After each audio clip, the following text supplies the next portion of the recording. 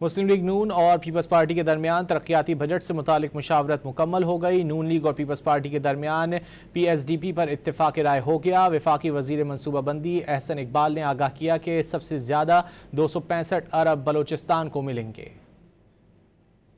League نون اور Peoples party کے جو ڈیولپمنٹ بجٹ پہ مذاکرات تھے اور جو گفتگو تھی وہ تو مکمل ہو گئی ہے، اور پی ایس ڈی پی کے اوپر ایک مکمل انڈرسٹینڈنگ ہے۔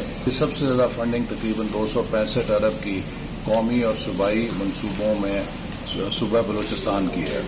اس کے بعد دوسرے نمبر پہ تقریباً 195 ارب صوبہ سندھ کے لیے ہیں، اور اس سے پھر تیسرے نمبر پہ صوبہ خیبر پختونخوا کے 98 ارب روپے ہیں، اور چوتھے نمبر پہ پنجاب کے 72 ارب روپے ہیں۔